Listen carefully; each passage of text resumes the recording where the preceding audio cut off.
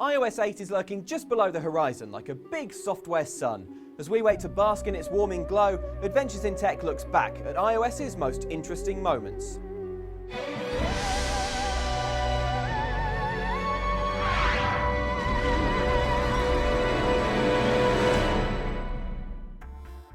The iPhone wasn't the first smartphone, but iOS did define what a mobile operating system should be, a wonderful slice of internet on the move. That wouldn't work without a jaw-dropping browser app. Revealed in 2007 with the very first iPhone, Safari embodies everything that first blew our minds about iOS, which at the time was called iPhone OS. The touch interface meant our view wasn't blocked by physical buttons, and Apple's pinch to zoom made navigating websites bearable for the first time. Early iOS was some of Apple's finest work. The problem was, it was only Apple's work. A year later though, we got an invite to the coolest kind of party, a third party.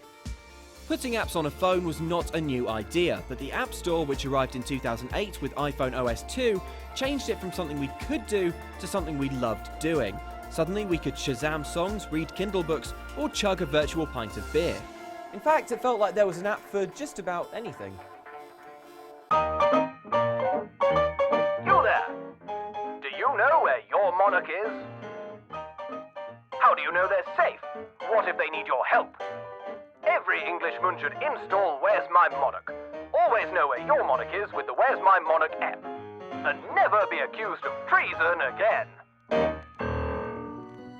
Apps are a celebrated part of iOS, but what makes Apple's software easy to use is attention to much smaller details.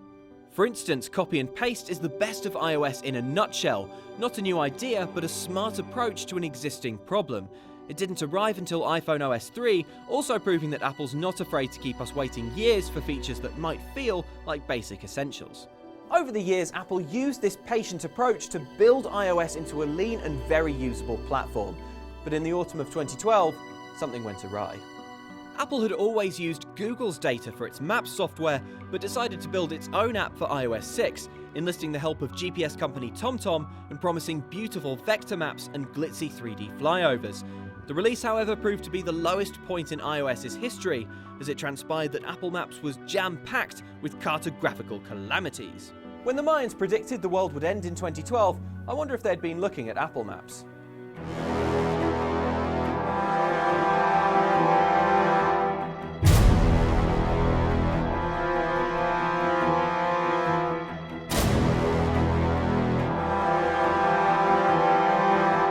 The wake of the Maps crisis saw an official apology from CEO Tim Cook and design guru Johnny Ive put in charge of revamping iOS. With its reputation as a software maker damaged, Apple was ready for a change.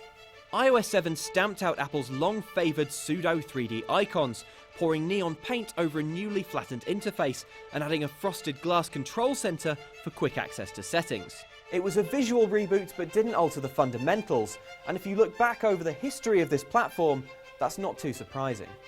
At its core, iOS remains the same software we first glimpsed back in 2007. We can dream of seeing Apple's take on Android's beloved widgets or a phone-centric file system, but the reality is that Apple has done very little to change the basic look and feel of iOS. Maybe Apple's afraid of radical change, or perhaps it just has a good sense of what works.